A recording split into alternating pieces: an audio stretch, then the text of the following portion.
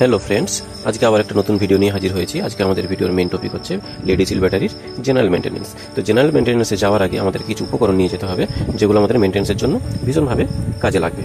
প্রথম হচ্ছে স্ক্রুড্রাইভার, 12-13 ডাল রেঞ্জ, রিং রেঞ্জ হলেও চলবে, কিছু এমআর পেপার, কাপড়, হুঁশিয়ারি আর পেট্রোলিয়াম জেলি। এরপর আমরা ব্যাটারি রুমে ঢোকার পরেই প্রথম কাজ হচ্ছে গিয়ে প্রত্যেকটা ব্যাটারির যে টার্মিনালগুলো আছে, টার্মিনালগুলোর উপরে যে রাবারের বা পিভিসির কভার লাগানো থাকে, প্রত্যেকটা কভার ওপেন করতে হবে।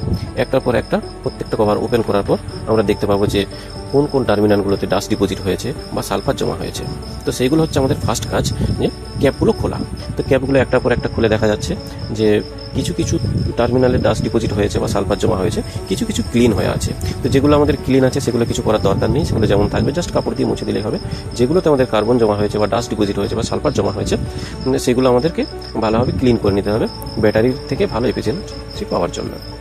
এবার খুলে নেওয়ার পর দেখতেই পাচ্ছ যে ব্যাটারি ক্যাপ খুলে নেওয়ার পর তার উপরে যে জেলি টাইপের লাগানো আছে সেটা হচ্ছে অ্যাকচুয়ালি পেট্রোলিয়াম জেলি। এর আগের মেনটেন্স করার সময় সেগুলো ক্লিন করে পেট্রোলিয়াম জেলি মাখানো হয়েছিল। পেট্রোলিয়াম জেলি লাগানো হয়েছে এই কারণে, কারণ যে নাটগুলো সেগুলো সব জিআই নাট।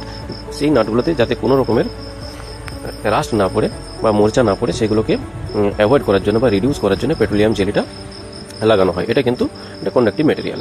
এরপর প্রত্যেকটা টার্মিনালের যে ক্যাপগুলো আছে খুলে নেওয়ার পর ভালো করে কাপড় দিয়ে মুছে একদম পুরো ড্রাই করতে হবে, যাতে কোনো রকম কোনো অল্প স্বল্প তাতে পেট্রোলিয়াম জেলি লেগে না থাকে।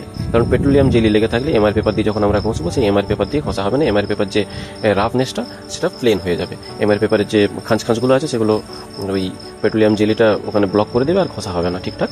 এমআর পেপারের যে অ্যাকচুয়াল কাজটা, সেই কাজটা হবে না। প্রত্যেকটা টার্মিনালকে আমরা কাপড় দিয়ে ড্রাই করবো। দেখো এরকমভাবে পুরো ড্রাই করে নিতে হবে।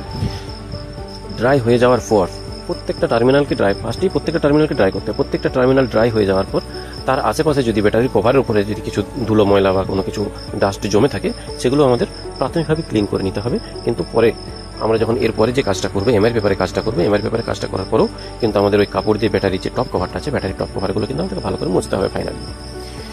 এরপর যেটা করবো আমরা, এখন আমাদের পুরোপুরি প্রায় মোছা হয়ে গেছে, পেট্রোলিয়াম জেলিগুলো প্রায় ক্লিন করা হয়ে গেছে আপাতত দেখা যাচ্ছে তাই। এরপরে এমআর পেপারগুলো যেগুলো আমরা স্ট্রিপ আকারে কেটে নিয়েছি, সেই এমআর পেপারগুলো এবার আমাদের কাছে দেবে। সেই এমআর পেপারগুলো কি করব, দেখো তুমি একটা জিনিস দেখো, এখানে ব্যাটারির যে লিঙ্কটা লাগানো আছে আর ব্যাটারির যে টার্মিনালটা বেরিয়ে আছে, সেই গ্যাপটা কতটা, হার্ডলি 1 থেকে 1.5 ইঞ্চি। সেই 1 থেকে 1.5 ইঞ্চি মাপের স্ট্রিপ করে আমরা এমআর পেপারগুলো কেটে নিয়েছি। ফাইন এমআরই হলে সব থেকে ভালো হয়। বেশি বড় ব্লকওয়ালা এমআরই এখানে ঠিকঠাক কাজ হবে না, কারণ স্ক্র্যাচ হয়ে যাবে প্রচুর, কাজের কাজ কিছুই হবে না। তো যদি ফাইন এমআরই হয়, ফাইন এমআরইতে ভালো হয়।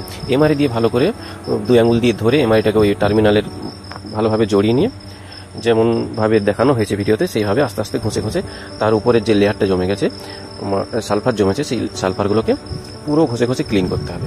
পুরো ক্লিন করার পর, ওই ক্লিন করা হয়ে যাওয়ার পরেই কিন্তু আমাদেরকে আবার কাপড় দিয়ে সেটা পুরো যে ব্যাটারি টার্মিনালটা যখন এমআর পেপার দিয়ে ঘষা হচ্ছে, ঘষা হওয়ার পর তো সেখানে কিছু ডাস্ট বেরোচ্ছে, সেই ডাস্টগুলো আমাদেরকে আবার কাপড় দিয়ে পুনরায় পরিষ্কার করতে হবে।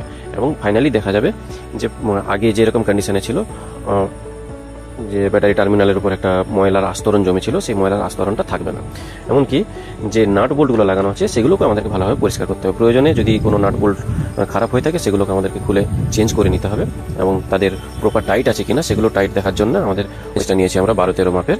এখানে যে নাটগুলো লাগানো আছে সেগুলো 12-13 মাপের নাট বোল্ট লাগানো আছে, সেই নাট বোল্ট দিয়ে ভালোভাবে টাইট করে নিতে হবে।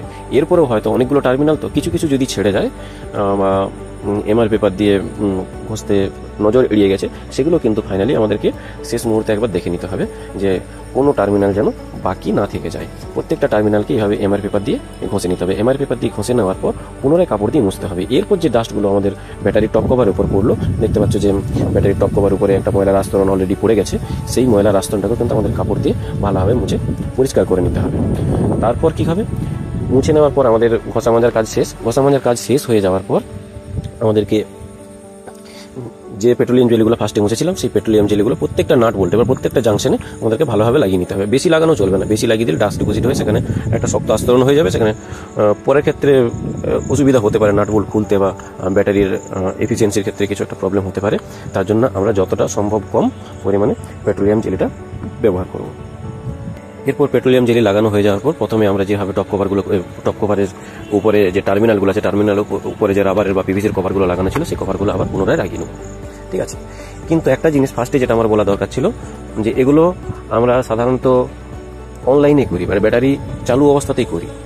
ঠিক আছে, এবারে কিছু কিছু ক্ষেত্রে কি করা হয় যে অনেক সাবস্টেশনে হয় একটা ব্যাংক দিয়ে চালিয়ে আরেকটা ব্যাংকের মেনটেন্স করা হয়, কিন্তু আমাদের এখানে আমরা যেটা করি আমরা কিন্তু অনলাইনে করি, চার্জিং কন্ডিশনেই ব্যাটারি মেনটেন্সটা হয়ে থাকে আমাদের।